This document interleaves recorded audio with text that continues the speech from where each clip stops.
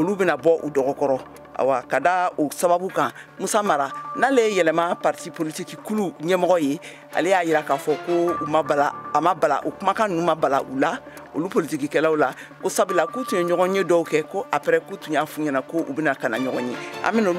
bɛna ka kumakanw n'a ka seereyaw laseliw di aw ma. Anw tɛna sigi k'an bolo fila da an sen kan k'a ye ka kɛlɛ bɛ ka bila Niger jamana kan nin kumakan ninnu kɛra Ablaye Diop Mali kɔkan ko kotigiw ka la sarangaliw Mali jamanakuntigi Asimi Goita tɔgɔ la duniya keleya tɔnba ka san 78 n'an tɔnsigi kɛnɛ kan sibiridon wulada la an bɛna o fɛnɛ tɛntɛn aw ye. Emmanuel Macron n'ale ye Faransi jamanakuntigi ye ale y'a laseli kɛ kunungo kari la k'a fɔ ko Faransi sɔrɔsi minnu bɛ Niger jamana kan bɛna u ka minɛnw cɛ ka segu kɔ sani ɲinan san ban waati ninnu ni ɲɔgɔn cɛla la a tilala k'a fara kan fɛnɛ k'u ka lasigiden min fɛnɛ bɛ yen nɔ ayiwa k'o fɛnɛ kan ka bɔ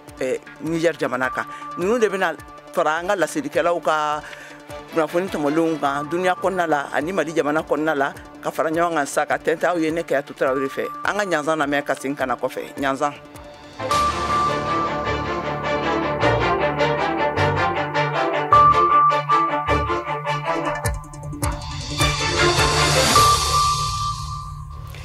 Ka segin tuguni ka foli ani tanuni lase an lamɛnbagaw bɛɛ lajɛlen ma k'a fɔ aw ɲɛna aw bɛ Mali kura jɛmukan de kan ka lamɛn ka bɔ studio 8nan kɔnɔna la VOA soba la Washington DC aw tulo bɛ Kayatu Tarawele de kumakan na nin waati in na ka tɛmɛ n'an ka kunnafoniw ye ayiwa Mali furancɛ fanga olu ye laseli kɛ bi ntɛnɛn in na k'a fɔ ko jamanakuntigiya kalataw olu bɛna bɔ u dɔgɔkɔrɔ minnu tun bolodalen don février kalo nata ninnu na wa u y'a jira k'a fɔ ko a tɛna se ka bɛn tuguni Modibo Dambele bɛ ɲɛfɔli kɛ an ye a kan an ka kumakanw lamɛn. Jamana ɲɛmɔgɔ kalata mun ni ale tun bolodalen don février kalo tile 4 ani tile 18 san 2024 ko yɛlɛma mankani bɛna don o la ka sababuya kɛ daluya tigitigi dɔw ye. Nin laseli kɛra Mali jamana ka kumalatɛmɛna Colonel Abdoulaye Maïga fɛ a ka laselikan dɔ la mun dira kunnafonidilaw ma. A ko nunu kun a dɔ ye k'a fɔ u ye jamana sigikan kura ni o ye constitution mun ta ani mɔgɔw ka kalafili sɛbɛnw ani yɛlɛmali mun donna kalafili sɛbɛnw na a ka kuma la a y'a jira k'a fɔ fɛnɛ ko fɔɲɔgɔnkɔ dɔ bɔ o ni Faransi kɛnyɛrɛye baarakɛyɔrɔ dɔ ni ɲɔgɔn cɛ mun tɔgɔ ko IDEMIA ni ale sen donnen don mɔgɔw ka tɔgɔsɛbɛnni kow la ko mun ye jamana ɲɛmɔgɔ sigi kalata ye ale don ko o bɛna lase kɔfɛ Colonel Maïga ka kuma la jamana ɲɛmɔgɔ tɛna wasadenw ka kalata fɛnɛ kɛ sisan ni ale tun kan ka kɛ san 2023 laban na jamana ɲɛmɔgɔ sigi kalata ɲɛ furancɛ fanga ko ale bɛ fɛ ka jamana ɲɛmɔgɔya sigi kalafili o de kɛ fɔlɔ sɛbɛnfura in ka kuma na ko kalafili tɔw laseli wɛrɛ bɛna kɛ olu koɲa la o bɛ kɛ wagati min na fanga kuraw fɛ ni jamana ɲɛmɔgɔ kura o ka lahala ye. Ka kɛnɛ ni kunnafoni kelen ninnu ye Lamisa Sangare n'ale ye VOA Bambara ka laselikɛla ye ka bɔ Kati ye malidenw ka hakilinaw ta a laseli ninnu kan awa an ka kumakanw lamɛn. Ne tɔgɔ ye Ba Dunbiya an bɛ yɔrɔ min na bɛɛ b'a dɔn min bɛ yen ni gouvernement ko ale bɛ a pousser dɔɔni an bolo o tɛ baasiba ye u ka lajɛ papier min bolo ni ye Mali papier i ka voter baara ka kɛ a ɲɛ kan et puis président min fana bɛ sigi an ka dɔn mɔgɔ sugu jɔn don. Fatumata Golfa a diyara ne halisa waa pousser. Ne tɔgɔ Musa Kɔnɛ région bɔla dɔgɔkɔrɔ parce que ni na ni démocratie président min an bɛ problème min na o tɛna bɔ a la tuguni an bɛ tila ka coron tuguni donc nafa t'a la. Ne tɔgɔ ye Bakari Dawu ka bɔ Kati. Minisiri kumana na jamanaden bɛ hakilila ye a bɔli min kɛla ma fɔlɔ la kana kɛ filanan ye sabanan ko kɛnɛya la tuguni an ka taa fo diɲɛ yɔrɔ min ka di jamanadenw ye ni ko élection a bɛ kuma jamanaden bɛɛ mais jamana fan bɛɛ tɛ Mali kɔnɔna la fɔlɔ ni ko bɛ élection labɛn est ce que a bɛna se ka kɛ o yɔrɔ la komi n'a fɔ Nord fan ninnu élection date bɔla ma bɔ cogo ɲɛna yɛrɛ la kalata ko in o k'a ɲɔngiri ni jamana basigira kuma min na ka jamana bila règle kan kalata bɛ kɛ sɔrɔsiw bɛ sɔrɔ ka taa ne tɛ kalata ko in yɛrɛ fansi la o k'a ko bɛɛ bila.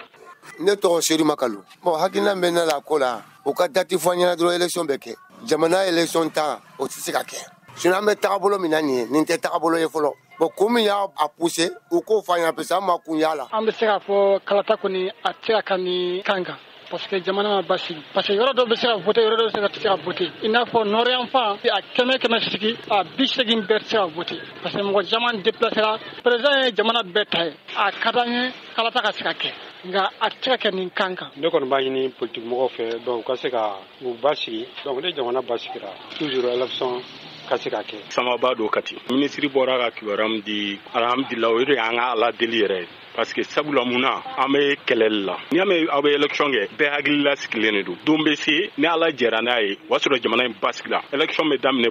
k'a ye fo kidali o de y'an ka laɲini. Ne tɔgɔ ye Tarawele ne fɛ zo sigilen don ni weleweleda ye waati min fɔra ko a bɛ kɛ a la n'i ko taabolo jateminɛ i b'a dɔn k'a fɔ a tɛ se ka kɛ nka u ye kun min fana fɔ ne fɛ olu ye wasa kɛ k'a fɔ ko élection in a bɛ se ka bɔ a dɔgɔ kɔrɔ misaliyara u da sela ma k'a fɔ ko k'a sababuya kɛ san o san révision de liste électorale min bɛ kɛ ko ɲinan ta jɛkulu mun sigilen don kalafiliko kama n'o ye SG ye u ka o jaabiw ta en compte u da sera ma fana k'a fɔ aravec ko u baara kun dilen don société mun ma k'o kɛlen don fana k'i sen da o sɛbɛnkow kan hali ka dannen fila ma u ye wasa kɛ k'a fɔ ko élection in a ka bɔ a dɔgɔ kɔrɔ a kɔni a ma bali an na. Ka tɛmɛ ne ni sira kelen ye ayiwa Musa Mara n'ale yɛlɛma parti politique ɲɛmɔgɔ ye ale bɛ taama la Washington DC yan nɔ Modibo Dambele ye ɲininkali tɛnkunin kɛ a la kalata ni bɔli la a dɔgɔkɔrɔla la a ye a yira k'a fɔ ko a ma bala olu la awa an ka sariyaw lamɛn. Fɔlɔ ye min ye a ma bala an na bawo ni maa o maa bɛ jateminɛ kɛ an b'a ye kow bɛna la cogoya min na a tun bɛ gɛlɛya kalata in a ka bila sen kan tuma min na a fɔra ko ka kɛ jamana ɲɛmaaw ko gɛlɛya dɔw nana ye kalata ɲɛnabɔli siraw kan n'o ye an ka fichier électoral o gulonnen bɛ NINA na NINA maa minnu bɛ baara kalan n'olu ye jamana wɛrɛ baarakɛlaw ye gɛlɛya donna Mali ni olu ni ɲɔgɔn cɛ o baara tagabolo la u ye min fana fɔ ko yɛlɛma dɔw kan ka don sariyaw la n'o ye kalata sariya ye n'o ye loi électorale ye ko o fana tɛna se ka kɛ ka bɛn kalata tuma ma komi olu de bolo b'a la n'u ye min fɔ an bɛ t'u kɔ mais an mago bɛ min na an ka sigi ka kuma o fana fɔra kuma kɔnɔ ko politiki tɔnw bɛna wele k'a lajɛ a bɛ se ka bila tuma jumɛn na bawo olu yɛrɛ ye min fɔ ko a bɛ taa kɔfɛ dɔɔni o ma tuma fɔ mais dɔɔni in kɔni fɔra donc an b'a bisigi a tɛna kɛ waati jan ko ye tuguni an kɔni b'a ɲini jamana ɲɛmaaw fɛ dɔrɔn u bɛ fɛn o fɛn kɛ u ni politiki tɔnw olu minnu ka baara ye kalata baaraw ye u ka sigi ka fɔw kɛ u mana bɛnkan min kɛ an ka lajɛ ka tɛmɛ o sira fɛ bon komi baara in fɛnɛ kuma in fɔra bi de a waati ma jan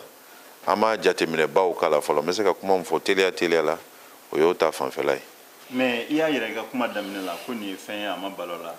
est ce que o b'a yira k'a fɔ aw n'u delila ka kuma kan wa ou bien aw tulo kun sɔmina la. awɔ nin y'a kalo 2 ye jamana ɲɛmaaw ye politiki tɔnw wele ko kalata tuma minnu tun fɔra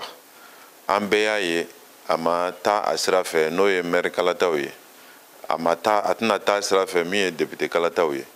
min ye président kalata ye ko jamana parti politikiw ka hakilina ye jumɛn ye o la parti politikiw ye laɲini minnu kɛ o ye kalata kɔni kana bɔ a dɔgɔkɔrɔ hali n'u bɛ fara ɲɔgɔn kan de ou bien hali ni président kalata dɔrɔn de bɛ kɛ a kana bɔ a dɔgɔkɔrɔ parti caman y'o fɔ jamana ɲɛmaaw n'o ye ministre min ka baara ye kalata ɲɛnabɔli baaraw ye n'o ye ministre Ablaye Mayiga ye ale y'a fɔ ko a ye kuma ninnu mɛn u bɛna taa baara kɛ gouvernement kɔnɔ après u bɛ segin ka na partiw ma mais an ɲɛ mɛnna sira la an ka tiɲɛ fɔ ɲɛ mɛnni sira la dɛ o de b'a yira ko dɔ bɛ senna an mali la ni kalata in bɛ bɛn a dɔgɔkɔrɔ mais min kɛra o kɛra sisan kɔni an bɛ sini ni sinikɛnɛ de lajɛ. ɲininkali laban ni e ɲininkara wagati jan aw ka yɛlɛma tɔn kɔnɔna la o bɛ se ka kɛ wagati joli. Modibo ka gɛlɛn kɔ fɔ dɛ jamana ɲɛmaaw de bɛ a baara ninnu na u ko sama-samali b'u ni entreprise dɔ ni ɲɔgɔn cɛ mun b'o o ko ninnu kɔrɔ bɛɛ tɛ o dɔn u kan ka bayɛlɛmali don sariya mun fɛn na u bɛ fɛ k'o kɛ tuma minnu na ni bayɛlɛmali kɔni kan ka don sariya la n b'a bisigi CNT kan ka lajɛ min kɛ octobre kɔnɔ n'a bɛ fɔ ko session budgétaire ka taa se fo novembre ni décembre ma olu bayɛlɛmali bɛɛ kan ka kɛ ka ban o kɔnɔna la n'o bɛɛ kɛra ka ban o kɔnɔna la o ni kulu min bɛ sama-samali la n'o ye entreprise ye min bɛ NINA ko baara la n'o fana sera ka kɛ ka ban ka bɛn o ma n ka faamuyali kɔni na k'a lata kɔfɛ kɔni peut-être dɔgɔkun damadɔ ou bien kalo kelen ou bien kalo fila ne kɔni o ye ne ka faamuyali cogo ye expérience min bɛ n na kalata ta fanfɛla la.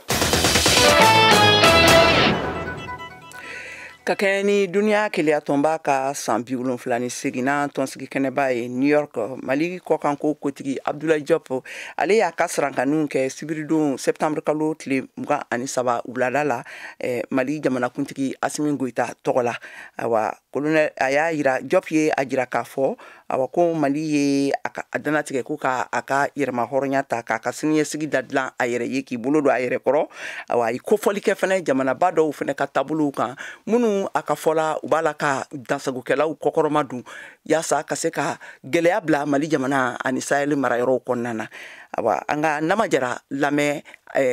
Abdoulaye Diop ka discours nin kan sabula a y'a di nazarakan la a b'a bayɛlɛmali kɛ bamanankan na. Namajara y'an ka laselikɛla ye ka bɔ Dakar. An ka lamɛn. Je m'exprime.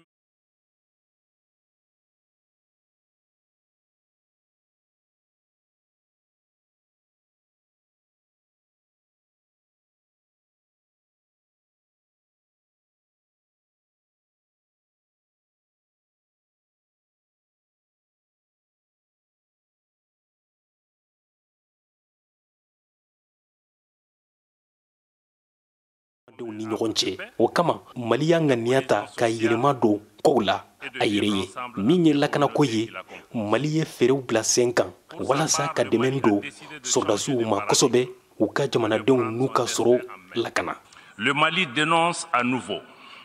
et avec force les ingérences de certaines puissances qui continuent de faciliter les activités criminelles. Mali bɛ jalakiliw kɛ kokura n'a ka seko damayira ye ka da kan sebe jamanaw dɔw ye n'u b'a fɛ ka dɛmɛ kɛ mɔgɔfagalaw ni jatigawalenkɛlaw ye Mali ni Sahel kɔnɔna na. Mali marajɛkulu tun ye ONU bolofara min bɛ yen lakana kama lasɔmi Faransi ka binkaniwalew la Mali la. Faransi bɛ loni lakana cakɛda kɔnɔ nka kɔsa in na a ye jatigawalenkɛlaw bila ka na jamana sabaw dancɛ la n'o ye Burkina Faso, Mali ni Niger ni sariya ma ɲamariya. Faransi bɛ ka sira tigɛ fana an na n ka baarakɛɲɔgɔnw cɛ n'u b'a fɛ ka an dɛmɛ ni nafolo ye. Également par ces interventions intempestives et illégales pour retarder voire empêcher le traitement de nos demandes de financement. A bɛ bɛnbaliya don an n'an baden jamanaw ni ɲɔgɔn cɛ a yɛrɛ ka nafaw dɔrɔn kosɔn. Mali yɛrɛ b'a dɔn kɛlɛ dɔrɔn t'a ɲa ye jatigawalenkɛlaw ka kɔ la. O de kama Mali marajɛkulu y'a lajɛ ka yɛlɛma don jamana jɔnsenw n'a politiki taabolow la ka yiriwali fɛɛrɛw sigi sen kan ka sifiw ni musow dɛmɛ u ka baarakow la ani ka jɔyɔrɔ k'u ye jamana maraw cakɛdaw la. Labɛn kɛra ka sariya sunba wote kɛ juillet kalo tile 18 san 2023 la o bɛnna kosɛbɛ malidenw ma hakɛ min sɔnna kɛmɛsara la a bɛ taa fo mɔgɔ 96 ni kɔ la wa sariya sunba in lakananen do fana kalataw fana ka labɛnw bɛ sen na n'u bɛ kɛ kalo nataw la. Y compris l'organisation dans les tout prochains mois des élections générales. La mission des Nations Unies au Mali, MINUSMA. Oni ka baarada min bɛ Mali la lakana kama n'o ye MINUSMA ye a man ka baara kɛ a kɛcogo la Mali yɔrɔ bɛɛ la hali n'a y'a sɔrɔ se bɛ dira u ma o kama nin san 10 labanw na. A bɛ jamana kɔnɔ lakanabaliya bɛ fan bɛɛ o kama juin kalo la san 2023 la Mali marajɛkulu y'a laɲini MINUSMA ka taa ka bɔ Mali la joona wa an nisɔndiyara ka da kan diɲɛ tɔnba sɔnna ni an ka laɲini ye wa Mali marajɛkulu ni jamanadenw b'u waliɲuman don u ye baara minnu kɛ Mali la san 10 kɔnɔ n bɛ tasibila kɛ sɔrdasiw ni sivili minnu sara malidenw ni dunanw bɔ la. Civils comme militaires, maliennes comme étrangères tombées au champ d'honneur au Mali. Le Mali renouvelle son engagement à coopérer avec l'ensemble des États du monde. Halisa Mali dayɛlɛlen do diɲɛ jamanaw bɛɛ ka baarakɛɲɔgɔnya la ni min y'a laɲini n'u ye an ka jamana kukanko politiki fɛɛrɛw labato. Marajɛkulu bɛ taa ni bɛnkan bolonɔ min kɛra Alger lakana sabatili kama an ni an baden minnu ye bɛnkan bolonɔ in kɛ n'a ka di minnu ye.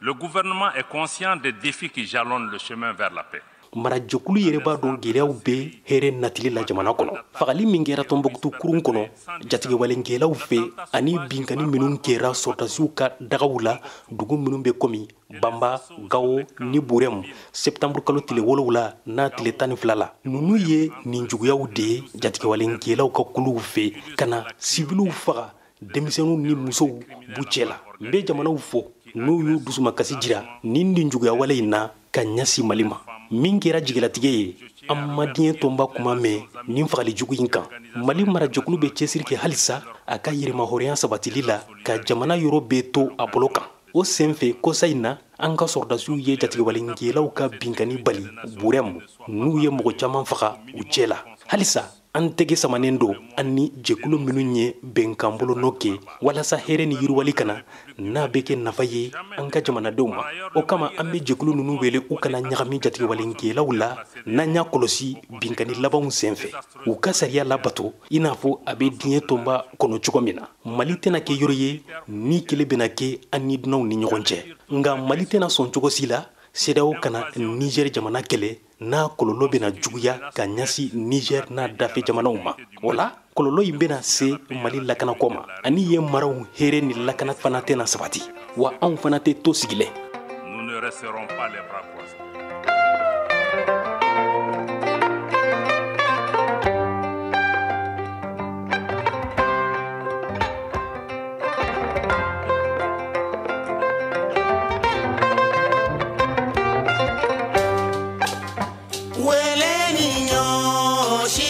Kono babunya ae jolo kari de kono bajaya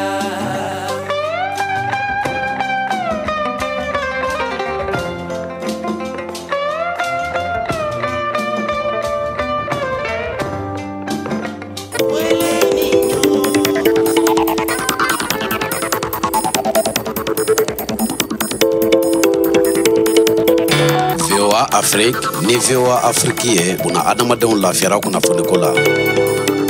Ayiwa balimaw ni an doni an ka kunnafoni jɛmukan kun filanan kɔnɔna la k'a fɔ ɲɛna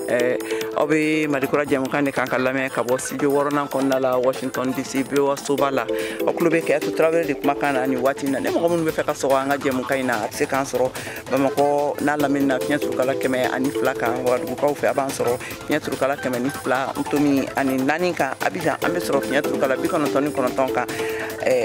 Radio Paris 5 ntomiyakaw fɛ yen nɔ a b'an sɔrɔ fiɲɛ turukala 98 ani 8 kan Gawo an bɛ sɔrɔ fiɲɛ turukala 106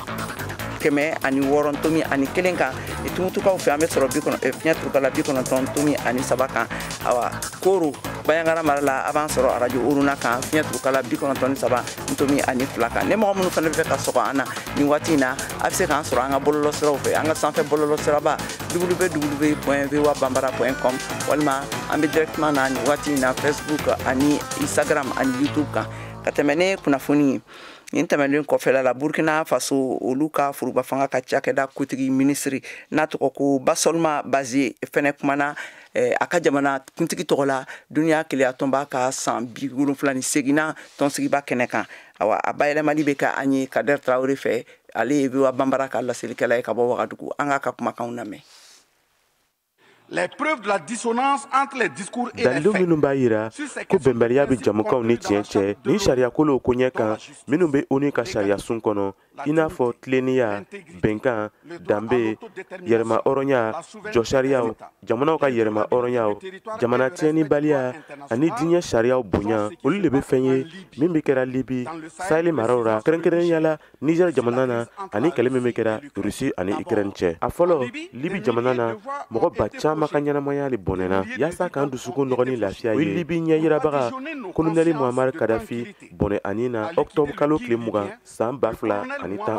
n'an ye Burkina Faso kow ta siwili jamanaden minnu bɛ ka bingani walekɛlaw ka bingani jugu ani mɔgɔfagaw ɲɛnabɔ olu y'a latigɛ ta k'o sen don lankana ni lankana sorodasikuluw kɛrɛfɛ minnu kalanna ani minnu kɔrɔsila ka bɔ faso ka sorodasiw fɛ n'olu bɛ wele ko yɛrɛkɔrɔsidugulenw walima volontaire pour la défense de la patrie. Ainsi, au Burkina Faso,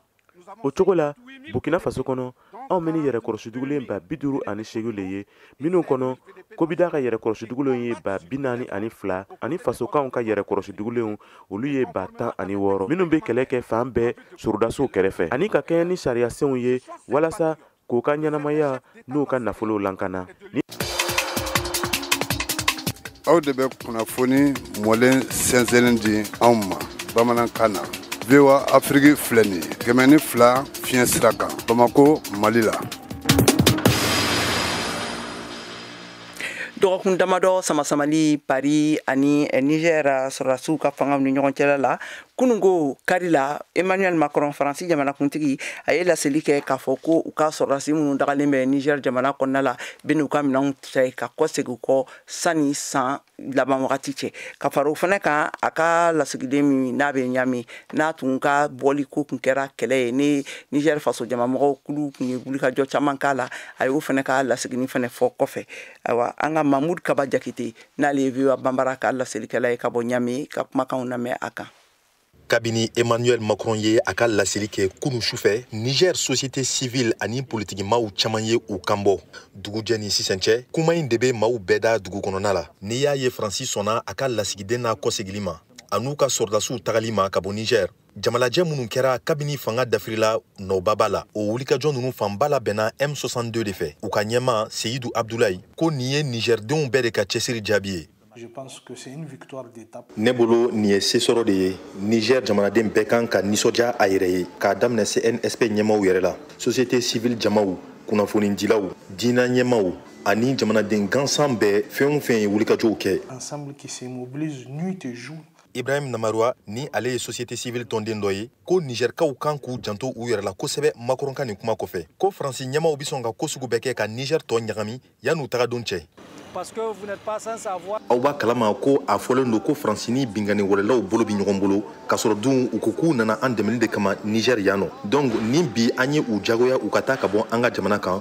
u bɛ se ka ko sugu bɛɛ lajɛlen kɛ walasa k'an ka jamana ɲagami yan'u taga don cɛ o de kama an b'a fɔ jama ye bɛɛ k'i hakili to i yɛrɛ la ne bɛ se k'a jate maaw fɛ minnu y'a fɔ ko nafa ma kɛ Faransi sɔrɔdasiw ka nali la u tun bɛ yan nɔ kabini san caman foyi dun ma se ka yɛlɛma ka bɔ jatigɛwale kɛlɛli la donc ne bolo ni fɛn min man ɲi aw bɛ o système falen anw ye o baara de kɛ. C'est pour cela que nous invitons les uns et les autres à redoubler d'efforts. Amadou Isifou Saïdou ni ale ye politiki tɔn ɲɛmaa ye ko nin ye ɲɔgɔn samasama minnu kɛra Faransi ni Niger cɛ na gɛlɛyaba don u ka baara ɲɔgɔnya la wagati nataw la. Ale ko kabini wagati min CNSP ye Faransi lasigiden gɛn ko Macron tun kan ka sɔn ka cɛ in na kɔsegi nka bi k'a kɛra ji bɔlen ye min tɛ se ka cɛ bilen.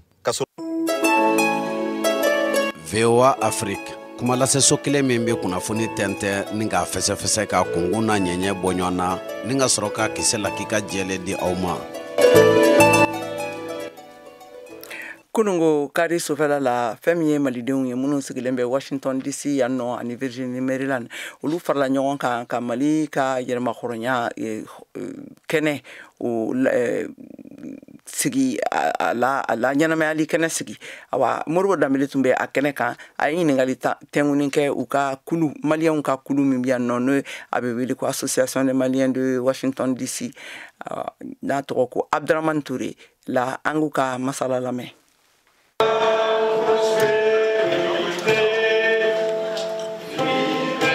La célébration de la fête de l'indépendance de notre pays est un sentiment de fierté,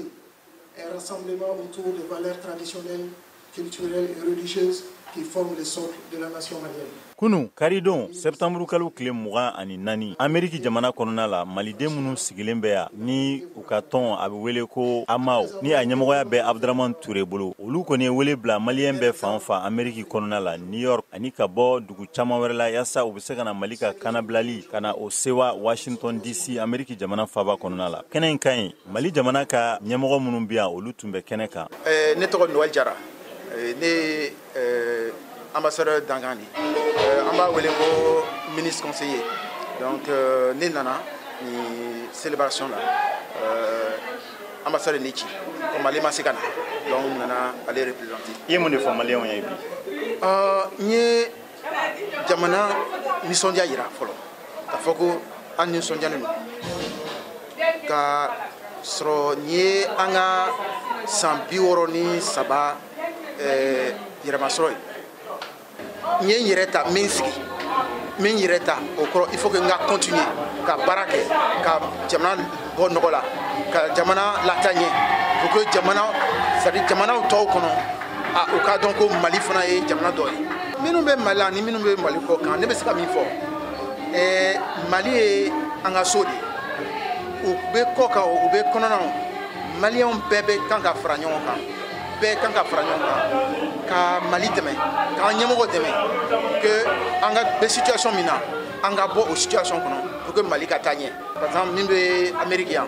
ani minnu bɛ Mali la an b'a dɔn ko minnu bɛ Amérique ani jamana wɛrɛ la u bɛ dɛmɛ lase an ka somɔgɔw ma min bɛ Mali la mais o dɛmɛ u ka lase somɔgɔw ma u lase ɲɛmɔgɔw ma fana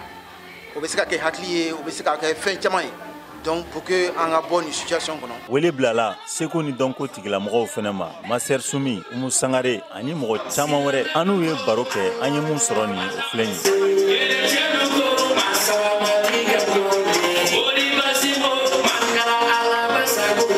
Silamɛlu ko Alahu Akbar Ala ye se kerecɛnnu ko masaba matigi ka duwawu ye Moriba Simbo mangala Ala basago la ni koko kɛra k'ale nɔ do la main de Dieu. Yes, I Master Sumi aka Gale du système l'avocat de la rue. Pra.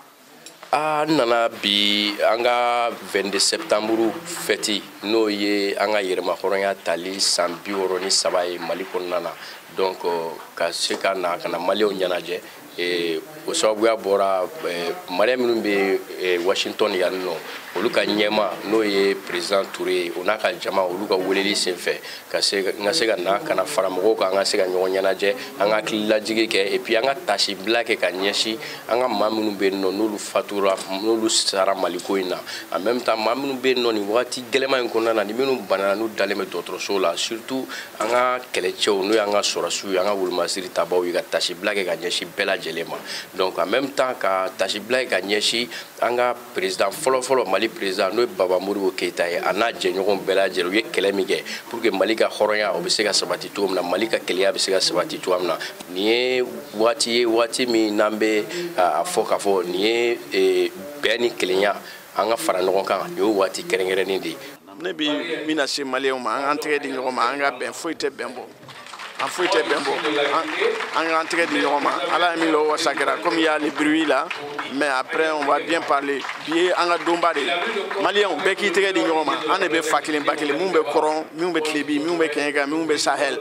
an fa kelen ba kelen o kosɔn n ye dɔnkili caman la Malidenw an de bɛ fani ba la an ka kɛlɛ bila an k'an tɛgɛ di ɲɔgɔn ma vive le Mali voilà ce que je peux dire. An ka sisan farikolo ɲɛnajɛ kunnafoniw lamɛn Siyaka Tarawele bolo. Mali sirantolonta championnat ɲɔgɔndanw ŋanaya ɲɔgɔndanw ko don minnu bɛ ɲina saison 2023 ko fɔ u bɛna daminɛ sɔɔni ka da kan super coupe Ben Umar Sy tana kunasini sibiri septembre kalo tile 23 san 2023 stade du 26 mars la Bamako o kɛnɛ kan AS Iral de Bamako bina stade malien de Bamako ɲɛkɔrɔ kanankolo celu fila o kɛra ɲɔgɔndan jaabi ye hakilina jiginna ni ɲɔgɔndan tana ka ban o ye sira dilen ye championnat daminɛni de ma i n'a fɔ a bɛ deli ka kɛ cogoya min na san tɛmɛnenw na n'i b'a dɔn ko a tɔn fila bɛɛ bɛ ka kafu ka ɲɔgɔndanba fila labɛn n'o ye Ligue africaine des clubs champions ani coupe de la confédération tour préliminaire ta ko filanan kɔseginniw ye ni septembre kalo tile 30 nata buru ni aigle noir bɛ stade malien de Bamako bisimila octobre kalo nata tile fɔlɔ Mauritanie FC Nouadhibou bɛ AS Iral de Bamako bisimila tagali la hakilina jiginna Bamako AS Iral de Bamako bina Mauritanie FC Nouadhibou ɲɛkɔrɔ kanankolo celu 3 o kɛra a ɲɔgɔndan jaabi ye min ye stade malien de Bamako ye tagali la Bamako yan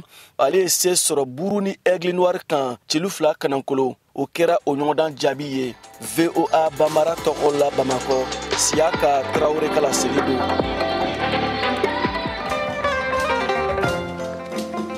Ayiwa an balimaw ni bɛ dansigi kɛ an ka bi kunnafoniw na an ye jɛmukan minnu sɔrɔ ka fara ɲɔgɔn kan olu de tun ye ninnu ye